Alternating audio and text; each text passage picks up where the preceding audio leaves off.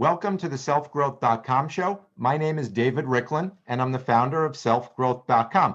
Today, we'll be discussing how to take your life to the next level and how your stories are holding you back from doing that. To help us understand this topic, I'm excited to interview Gregory Reece-Smith. Make sure to listen closely. We're going to be sharing a lot of information today. Before we get started, I want to take a couple of minutes and share some information about Gregory. Gregory Reece-Smith is known as the shamanic CEO, a CEO and popular business and life coach with a master's in business administration. As a coach, he brings to the table several decades of practical experience working with small businesses as well as international corporations like IKEA to help people take action and produce real success in their lives. And that's what we're going to be focusing on today. Gregory helps executives and entrepreneurs accelerate their business and personal lives by providing valuable insights and perspectives from his shamanic practice and his experience in business. An interesting combination. In helping people move beyond their fixed beliefs, he helps them achieve personal and financial freedom where none existed before. And I want you to jot down his website so you can go back to it later. You can check him out, contact him. And it's shamanicceo.com. So that's shamanicceo.com. Gregory, welcome to our show. Welcome, David. Thank you very much. All right, very excited. We're going to go deep today. We talked about really covering a lot of stuff, so we're going to jump right in. First question is a very simple one to get us started. What holds people back from making the change they need in their lives? I think that's a good start in the sense of we're about to move into 2020, new decade. Sure. New decade has a new vision required for it. So we're leaving the 2010s, we're into the 2020s, and that new vision cannot come from where we were, from the life we've lived, the who we think we were, etc. And often what I've experienced, both and most of what I teach and practice in that sense, I've experienced. So I come from that rather than reading about it or it's esoteric, etc. And so what I have discovered is that the beliefs we pick up, whether from childhood, whether from something an authority figure such as a teacher or a parent said, or yes, it could be other lives that we experienced. All of that leads to the point where we are restricted by what we think we can do because of the beliefs we have. And those beliefs are what really holds us back. All right, I get that completely. And we're going to delve into that in a little more detail. And if you could just speak up a little bit more as we continue, because I know you have a lot of good stuff to say. So beliefs are clearly kind of a critical focus over here. So Yes. I get that. And absolutely, and I've seen them hold me back also because your mindset's in a certain way. So can you delve a little bit into that? I mean, we might be going to a little bit, but we need to change these beliefs in order to have permanent change. So in order to make lasting change, what's someone do? What are we going to do? Well, first of all, you have to identify what's the belief. Now, for example, I have a client, Stephen, comes from Colorado Springs, and he had a belief that A, he shouldn't have more than $10,000 in his bank account. B, he should never earn more than $175,000 in a year. And C, all of that impacted his relationships. Now, those beliefs came through a mixture of some from other lives when it was perceived to be better to be poor. Right. And then he had set limits based upon comments, should we say, his father had made, that if you have more than $10,000 in the bank, you will be perceived by the people around you as rich and wealthy, and you don't want to be a rich and wealthy person because they are nasty or they're not to be trustworthy, whatever it is. And so that belief stopped him. So every time he went to 11,000, Hmm. He was losing money, so he Right. kept another 10,000. Sort of that sort of thing. So it sounds like And almost people are self-sabotaging if they're doing something that really goes against their beliefs, whatever those beliefs are, they consciously or unconsciously going to self-sabotage. exactly. And you can see the same in relationships, you can see the same in the money, and you can see the same in how I grow my business. Because do I wish, for example, going back to Stephen, do I wish to be seen to be successful and wealthy because, quotes, nobody will love me if they think I'm rich and wealthy? Right. So we got this down. It's clear you need to make these beliefs, or as mentioned, we're talking about self-sabotage. You're hitting a wall that it's self-imposed wall in many cases, but you're hitting this wall. So any suggestions on what we need to do to kind of to overcome those blocks, Well, overcome those beliefs?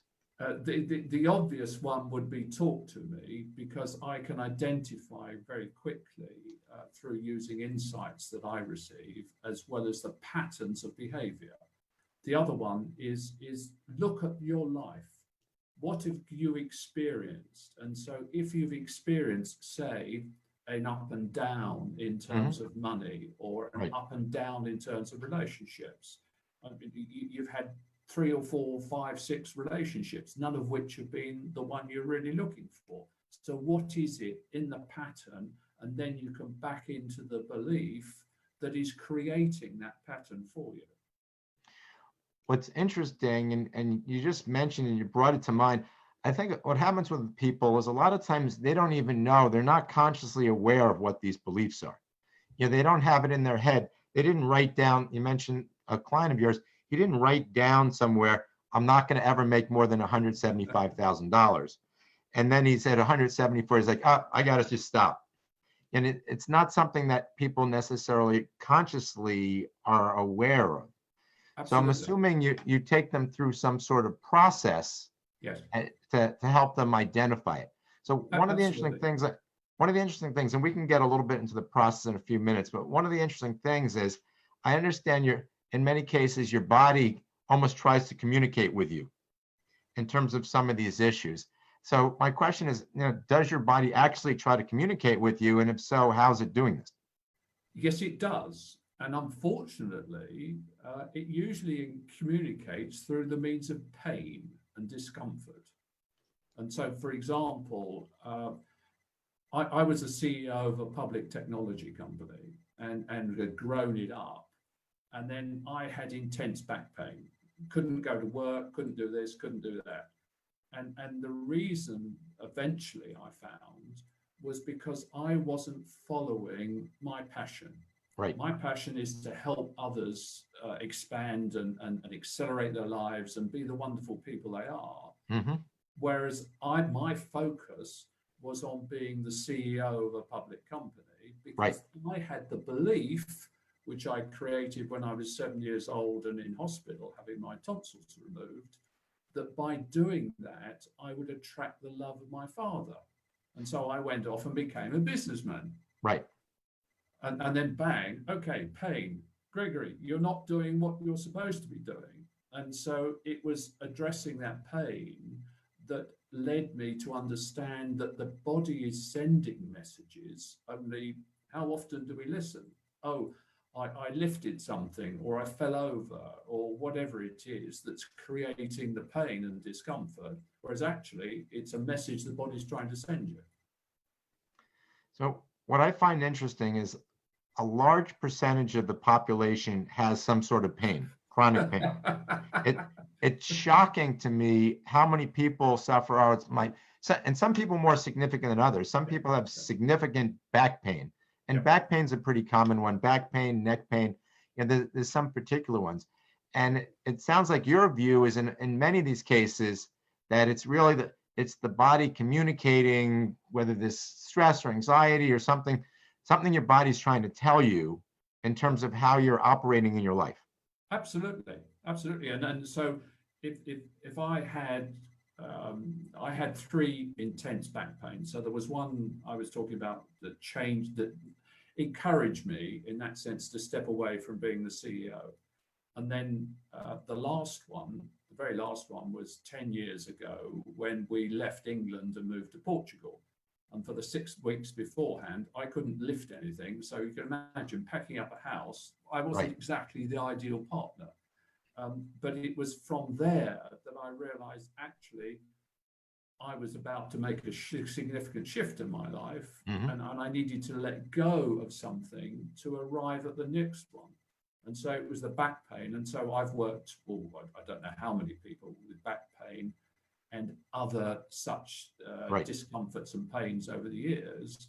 And all of them have suddenly been able to stand up straight or whatever it might be. And the back particularly, because back is basically a big radar receiver, and it's collecting energy from outside, channeling it into our body. And if there's a conflict between I want to go there in a physical sense and what the soul or the mind is saying, that creates conflict. Conflict creates a blockage in the body, and that blockage is then pain and discomfort.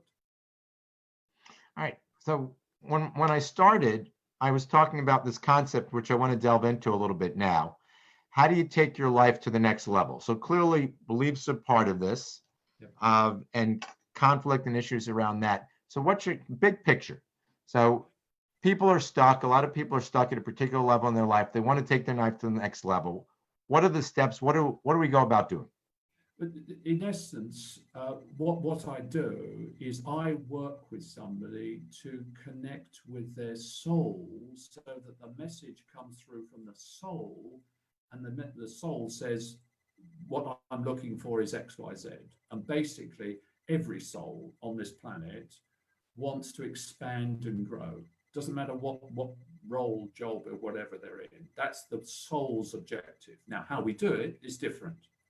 But if we say the soul wants to expand, then where is it you are not allowing expansion and growth in your life, or where is it you want to grow to? And so opening that door, what's the vision your soul has for you? And then you can back into, this is where I am, and this is how, and then do a strategic plan in that sense. Okay, this is how I can get to where my soul would like to be, and therefore I feel I've accelerated, I'm growing, I'm enjoying life, which is the purpose of it. So that brings up a few things right away. So I want to take big picture. So you're focused on the soul. So how do you define the soul? What does that mean to you? It means different things to different people. So how are you defining soul? The soul is the one part of us that has experienced everything that as a soul we've ever known. Now, I could talk to hours about the soul, but in essence, sorry, I'm just being a message, that the soul probably on Earth has experienced somewhere between 700 and 1,000 lives.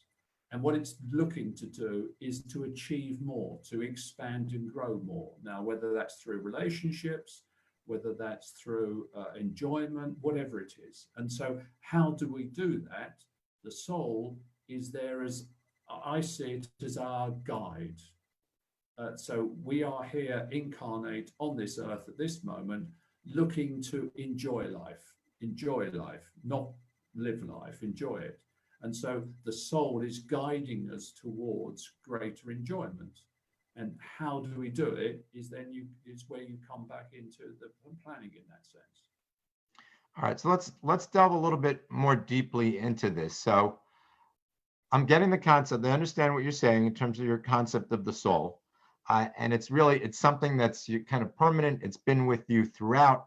It's impacted. So how does somebody get in touch with an understanding of what their soul is about? So how do you find that information out? And so two things. So how does someone do that on their own? And then what are the types of things that you do? Because I imagine in your work, you're working with people to help them in this process.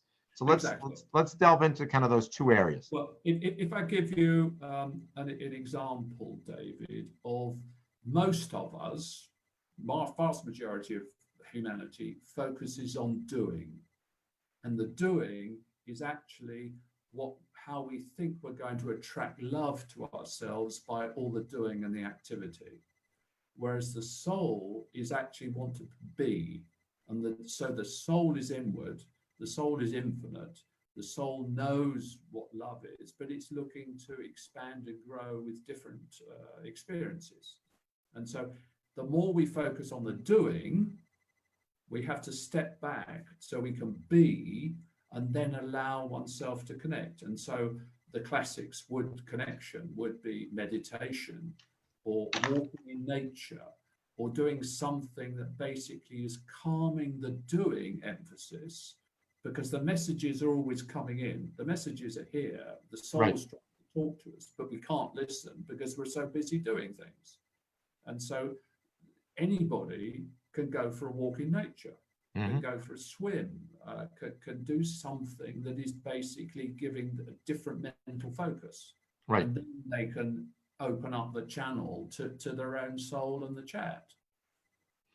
All right. So I get that. I like the concept also, because I think you're right. We're very busy. We're doers. Yep. And it's hard for people to kind of step back.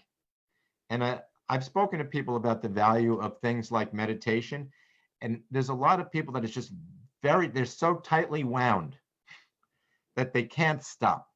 And even if they're physically stopping, they can't slow down internally. Yes. And it sounds like really a key to understand kind of your deeper self, you're describing as your soul, is to provide and develop this capability to do that. Exactly. And for example, what I found is going back to my example of 3 intense back pains. So what's the back pain trying to do is trying to make the body, me, stop and have some quiet moments to actually redirect my life.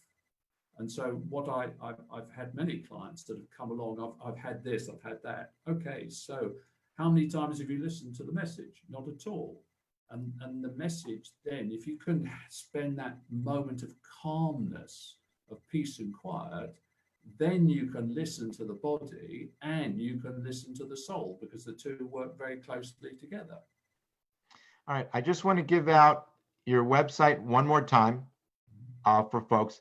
It's shamanicceo.com. So of what Gregory's talking about is resonating with you and you're looking to get in touch with him, it's shamanicceo.com. And while I'm mentioning the website, tell us a little bit behind what's in the name, why you consider yourself the shamanic CEO. Where'd that come from? Well, let's say it was given to me, David. And I use that in the sense that a shaman, a shamanic practitioner is called. It's not something that you just open up a book and learn from. And so, all right, this is my 4th incarnation as a shaman. And this time, hence my story about the CEO, I was not accepting this was my role in that sense. And so I was being given the kick to change direction from being the businessman to actually accepting me. And that's coming back to what I was saying right at the beginning. 2020s is all about every one of us being me, not who we think we are, being ourselves. And so it was once I accepted the shamanic element in me that I then used my experience with running a public company, etc.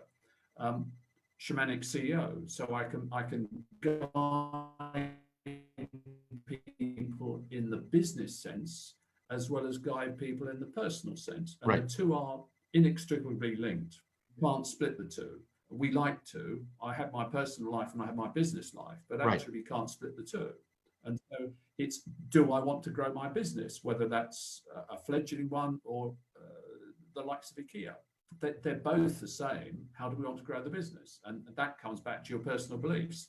Do I believe it's a restricted world that I can't grow in, or is it unlimited? And I have, how big do I want to be? How successful do I want to be, etc. All right. So back to, I like the concept. So it's it's kind of the spiritual side, the business side. You're bringing everything together over here, uh, which makes sense, especially for people who are in a business. Yet they know they have this calling. They feel there's a spirit. They know there's a spiritual side, and they're at odds with each other. Absolutely, Which absolutely, and that's where I'm sure in your various interviews you've heard of others that have spiritually believed that they should not be wealthy or they should not receive money right. from their practice. Well, that usually comes back to a belief that was established in a Hmm. life where they were a monk or a nun or something. Right. So it isn't. All of creation is providing us with limitless resources so that we can enjoy life to the full. And so we restrict it rather than it is not available.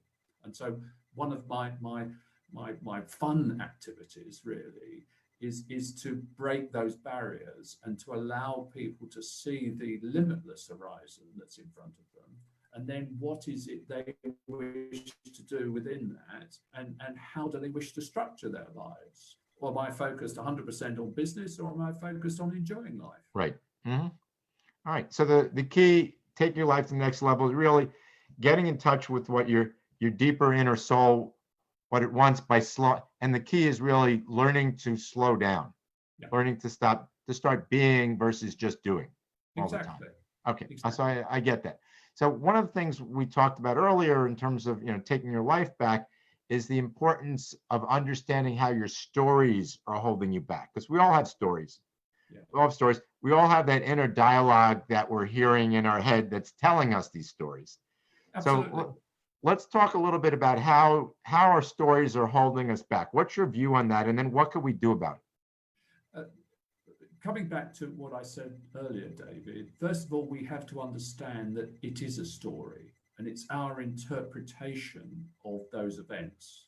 And so the more we repeat that story, the stronger it becomes within us. And so, for example, somebody, coming back to my comment on money, oh, I can't do this because I don't have. Right. And the more times you say that, what's the creator going to bring in? You don't have it. Hmm. So it's repeating those stories. Whereas if you turn it around and say, I can do anything, I'm free to do anything I desire in my life, Right. that's what will come in. And so it's those stories that are restricting us. Um, I don't have an education. I don't have good relationships. I don't have enough money. You name it. Every aspect of life, there are more than enough. I'm not good enough, or I can't do it. So what do we do? We have these stories. How do we overcome the power of these stories? What do you recommend? First, what do you recommend people do? And then what do you do when you're working with people? I think, sorry, to keep being reminded, computers trying to update. The answer to that, David, is first of all to understand what you say is very powerful. So the more times you say, and you have to catch yourself, I don't say, I can't do this. Hmm. Turn it round and say, I can do this. Now, I may choose not to do it, but I can do it. I Right. then make the choice not to do it. So it's watching one's own words and Hmm. action, first of all, which is easier for some to do than others. Right. And then secondly, once I understand that, feeling into what may be the belief that's created that in the first place. And going back to what I said earlier, it may be something your mother said, or a teacher said, or some Hmm. other authority figure said. Right. And so you believed it because they were an authority figure, whereas actually it's not true. Right. Yeah, I get that. And there's a surprising number of things that we just accept as gospel, as truth, because we heard it so long ago. I see this all the time. There's a lot of things that I'm like, wow, I always thought, and it was always told this. And sometimes it's about me, sometimes it's about things external to me.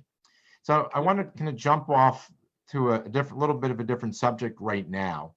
So I know you're curious. You're curious about things. So what are you curious about right now? I'm curious, actually, I can put my intellect in and look at how 2020 onwards, the new decade, is going to pan out. And my curiosity is around how far humanity is going to change during the next decade. Because we've gone through a transition in the 2010s. Yep. We now have, and the way I view it is there's a blank sheet of paper. What markers, what pictures, what is it we're going to draw on that blank sheet of paper, which is going to create a brand new experience for humanity? Because we've never been here before. Right. It's something brand new that humanity is moving into. And my curiosity is around how far, what vision are we going to take? How far are we going to pull ourselves along rather than allow ourselves to be restricted backwards? And so I'm excited in that sense to observe the changes that I believe are possible during this decade. And I said to somebody not long ago, I think we're going to see a very different life by the end of the 20s than we do as we enter it.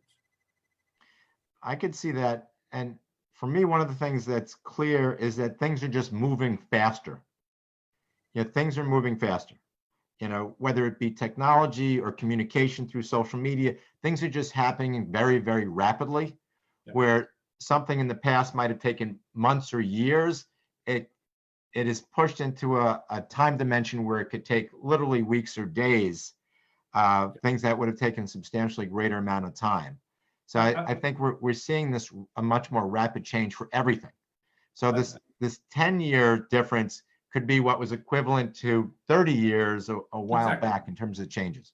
Very, very, very much so, David. And I think this is why I'm curious as to how it's going to unfold, because I think, no, sorry, I changed that.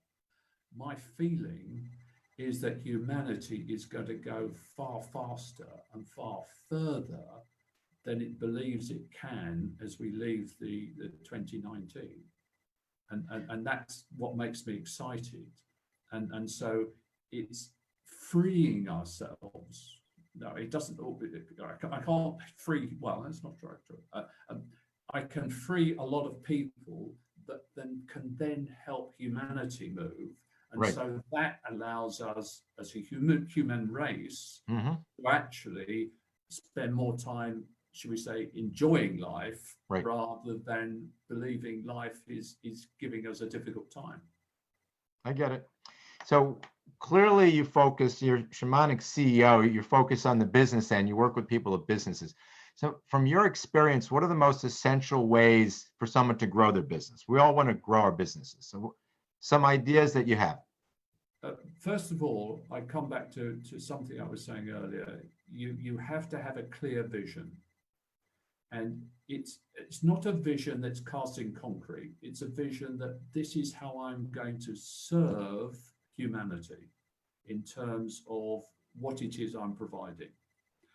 And then you have to understand, which is what I've written in a book, which is a freebie that I'm making available, which is called 7 Mystical Ways to Accelerate Your Business and Your Life. You have to understand your market. And the market isn't out here, the market is there.